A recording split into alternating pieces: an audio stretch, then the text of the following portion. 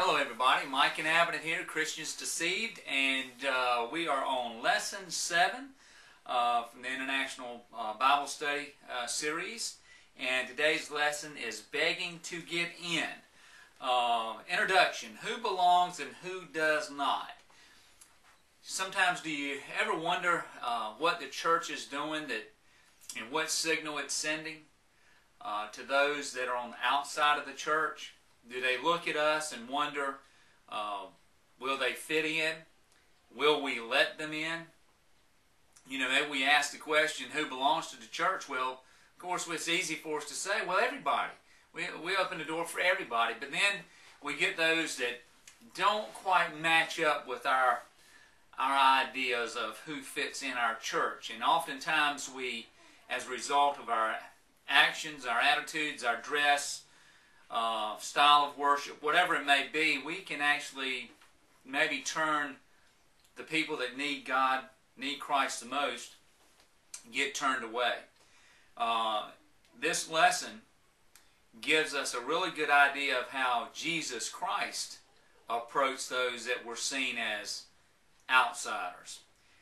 So today's text is about two people whose desperate need was obvious. One was a complete outsider, a person commonly thought to have no claim to Jesus' or to God's blessing.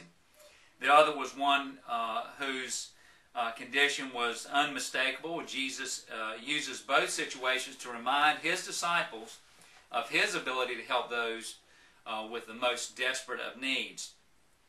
The events today are in communities that are predominantly pagan.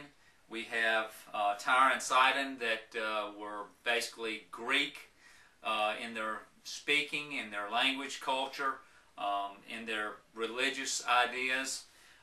We have pretty much a outsider in terms of what the Jews looked at, those that were just second class, were not desirable individuals to be around because of their pagan worship, because of their differences in terms of who they would associate with.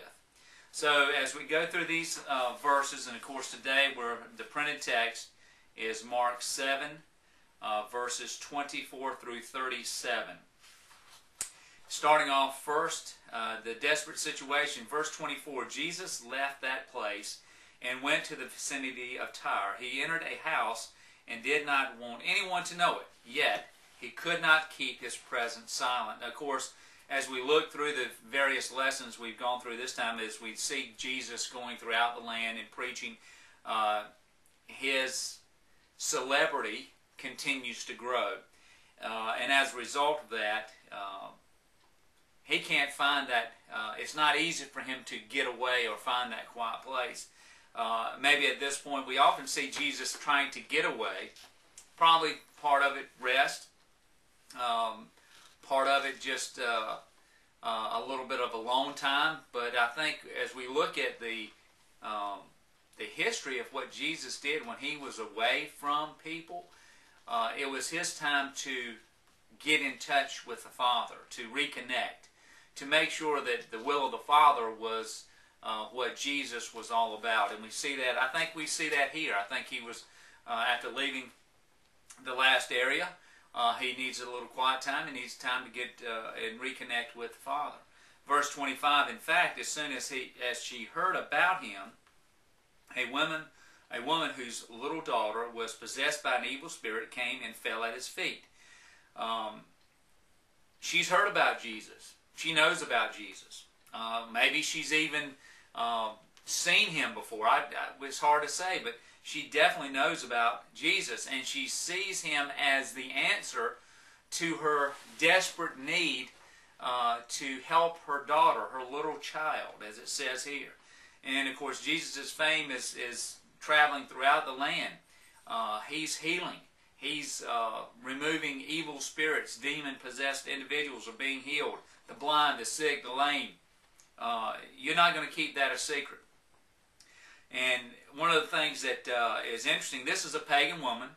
As we'll see in the next verse, it says the woman was a Greek born in Syria, Phoenicia. She begged Jesus to drive the demon out of her daughter. So this woman is from a Greek culture. She's from an area that were seen as enemies of the Jews. She is speaking to Jesus in her native tongue of the Greeks. Her culture is all about that, but yet she bows down. It says here that as soon as she heard about him, a woman whose little daughter was possessed by an evil spirit came and fell at his feet. So she recognizes the authority of Jesus and who he is. And the question that's asked is, what is it that makes a person unclean before God? If you go back and you look at some of the earlier verses in Mark 7, 18 through 23, and it talks about clean and unclean spirits, we see anything that when it says unclean is to be found with Satan. Uncleanliness comes when we think and act on the evil to which he tempts us.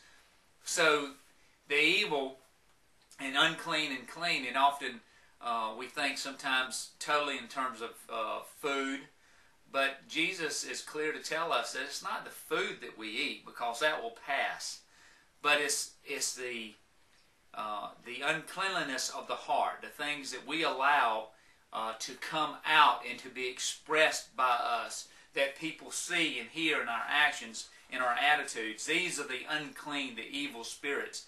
And this is definitely what we're looking at here, is this unclean, evil spirit that has possessed this young girl. The next verse in 27, it says, and this is really interesting, how do we perceive Jesus Christ? I think so many now see Christ as a one-sided being. We see Christ as being all love and just all smiles and easy going and all this stuff. But we know that there is a passion within Jesus Christ that will express itself. Now, think about the temple. When he enters into the temple and he throws out all the money changers, and he's got a rope. He's running these people out of the temple. That's passion. That was, maybe we see anger.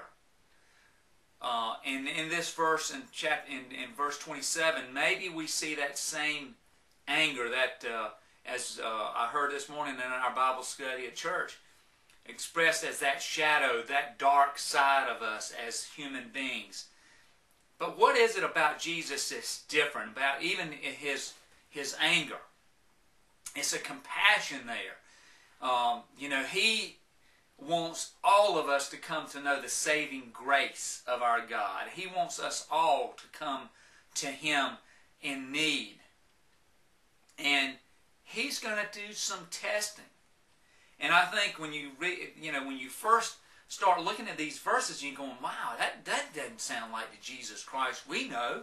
But yet it is so much like the Jesus Christ that we know, because he is so compassionate that it spills over, and he's testing this person. He's testing her to see how deep is her faith, how real is her faith in him to be able to solve her problem.